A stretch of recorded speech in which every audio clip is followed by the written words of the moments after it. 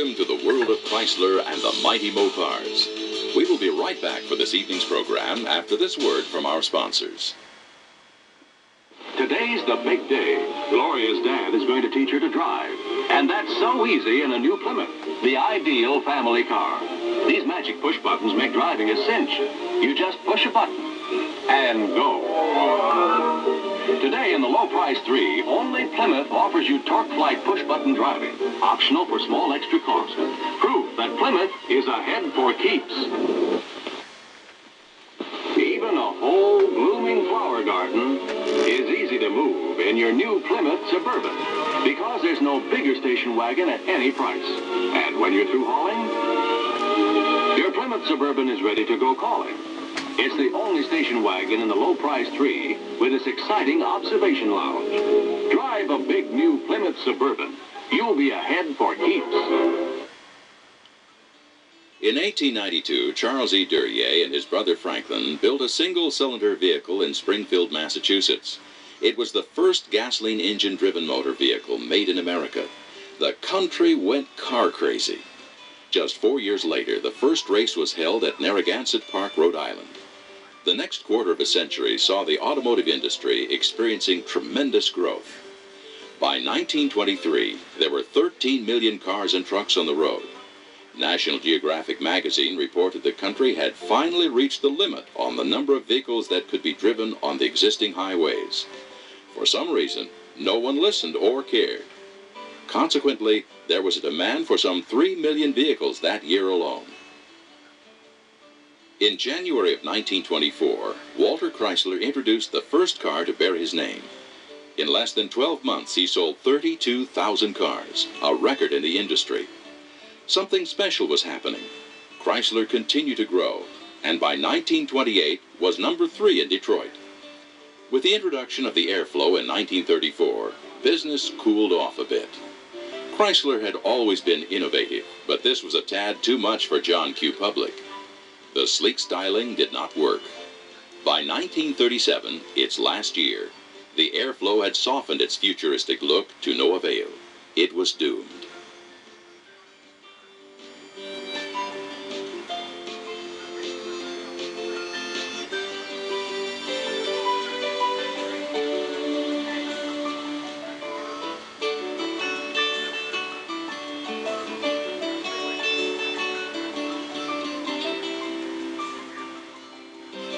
Styling was slow to change immediately after World War II, but Chrysler introduced a Town & Country two-door convertible in 1946.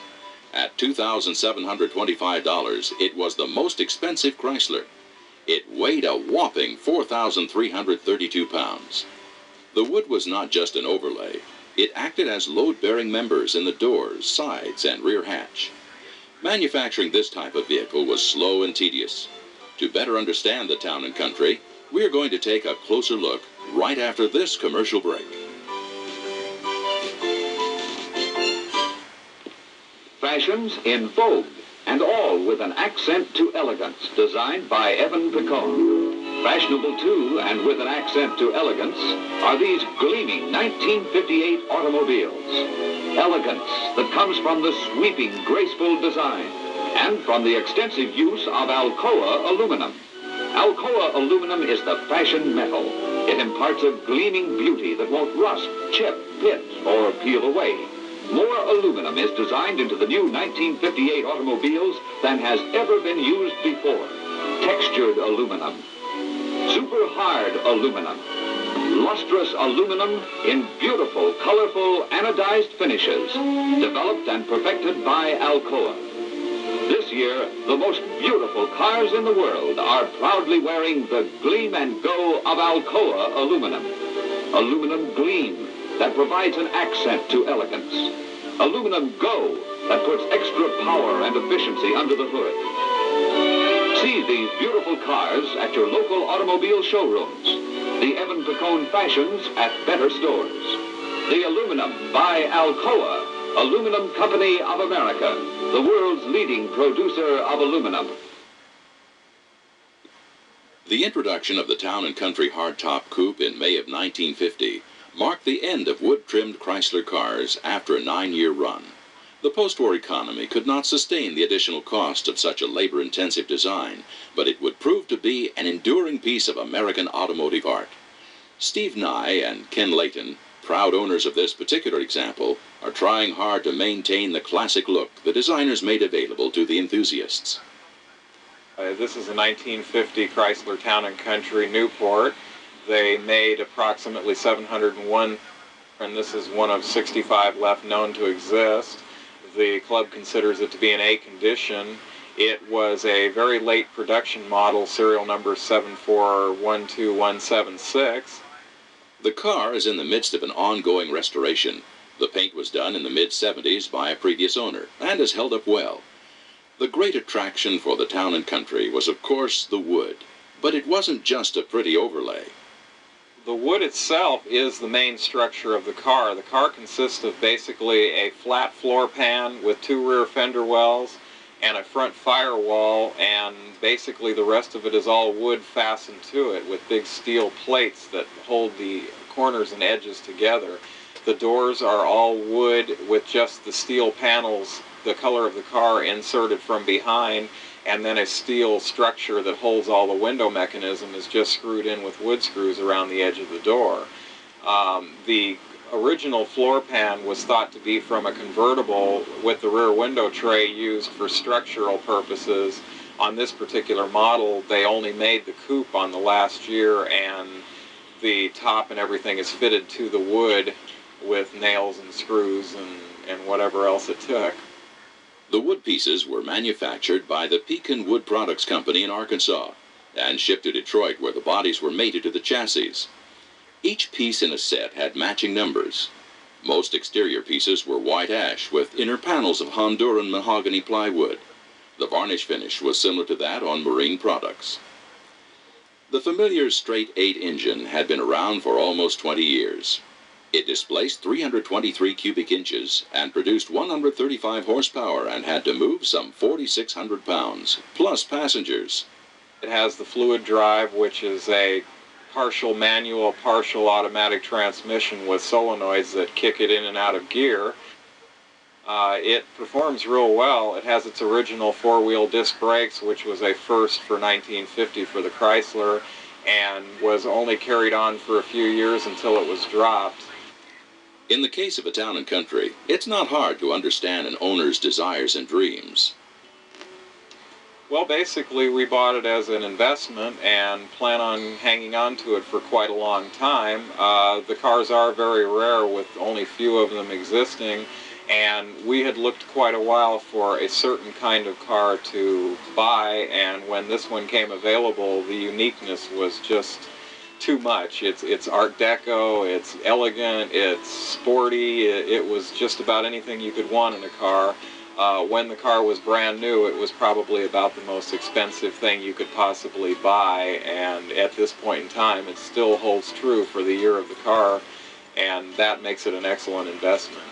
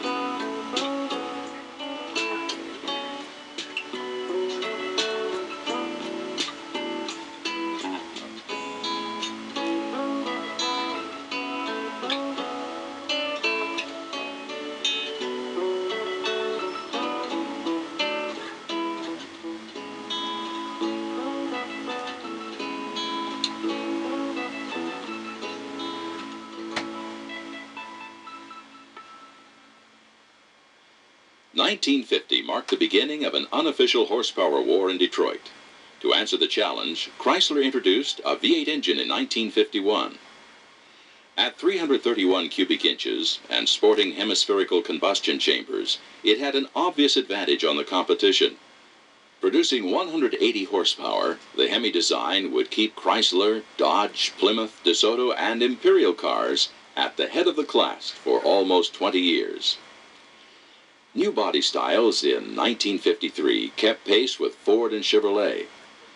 With increased performance came a stronger association with racing. The 1951 Indianapolis Pace Car was a New Yorker Deluxe convertible, sporting the new Hemi engine. In 1954, it was Dodge's turn. A Royal convertible sporting wire wheels did the honors. Some 700 of these pace cars were produced. 1954 saw Chrysler's competitors taking new directions. Chevrolet was first out of the blocks with the striking new Corvette. Dave Garraway summed it up best. Boy, what a car. Ford was next. For 1955, it was the exciting new Thunderbird, shown here making its debut. Chrysler had an answer for all this, and it was Virgil Exner. This designer was to offer a revolutionary automobile. It combined the powerful Hemi engine with a sleek new body design that would carry Chrysler into the 60s. 1954 had not been a good sales year, so the new forward-look cars arrived just in time. It was a tremendously successful sales year that was later attributed to two things: great styling and performance. The 300 designation translated into 300 horsepower and 345 foot-pounds of torque. Ford and Chevrolet would be playing catch-up to a new king of the mountain, the C300. It was lean and mean and could reach 130 miles per hour on the open highway. No other American car would dare challenge it. To better understand this first in the letter series of Chryslers, we spoke with the proud owner of this elegant C300, John Lazenby. This is a 1955 Chrysler C300. The serial number on it's 1881. It was produced April the 13th, 1955. As far as I can tell, I'm probably about the fifth, maybe the sixth owner of the car. I know 3 owners back. Beyond that, it gets a little vague.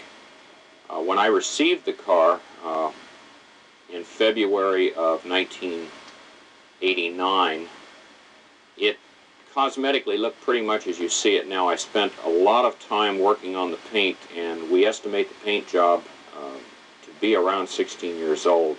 Right now it is the correct color. I replaced all of the springs in the cars. It was pretty sad. Replaced the exhaust, did some cleanup in the trunk area, and some cleanup in the engine compartment. Other than that, the car was pretty much as you see it. The Tango red paint was rare, as most owners chose white or black. It came loaded with power brakes, steering, windows, and seats, along with wire wheels. The cost of the option for the wheels alone for 5 of them was $617 way back in 1955. The condition of the wheels is really outstanding, considering that they are the original wheels unretouched, and the car has about 137,000 miles on it, and it started in the East Coast and worked its way west. John's experience with the C300 on the highway has uncovered some surprising results. The car, for its day, probably handled better than anything out there on the road. It's very, very stiff riding in comparison to its counterparts. Goes very well through the turns and will cruise at a relatively high rate of speed without any strain at all. The only negative thing I can probably say about the car is that the brakes on it are rather marginal, so you try and not get yourself into a situation where you're going to have to be put into a tight predicament, because you might end up on the losing end of the stick. In 1955, you always asked C300 owners one thing: what's under the hood? It's a 331 cubic inch Hemi engine, 345 pounds of torque at 3,200 RPM. It was the first car built in North America to produce 300 horsepower, hence the designation on it. It's backed up with a Power Flight transmission, a 2-speed transmission, and one of the unique features that a lot of people find interesting is that the shifter comes out of the dash as opposed to off the column, which was the only year they did this. My dad always drove Chrysler products, and I kind of grew up with them, and the Chrysler 300 was kind of the ultimate. I always thought in comparison to, I guess, its counterparts, the Thunderbirds and the Corvettes of the era, simply because Chrysler, I always thought, had the engineering aspects far beyond the other two major makes. As a Chrysler enthusiast, John gave us the expected answer when asked about desirability. Chrysler 300s, to me, as far as all the Chrysler products, are probably the optimum. This car would rate right behind what would be my all-time favorite, which is the Chrysler 56 300B. We'll take a look at John's 300B shortly, but first,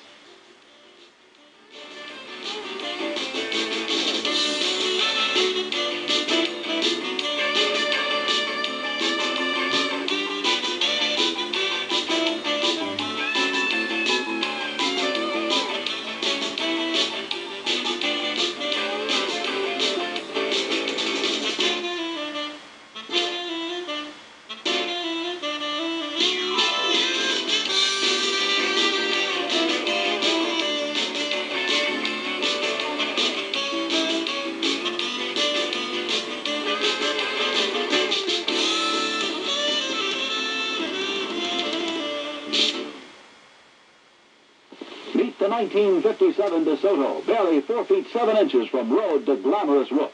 Here in DeSoto is the exciting new shape of motion.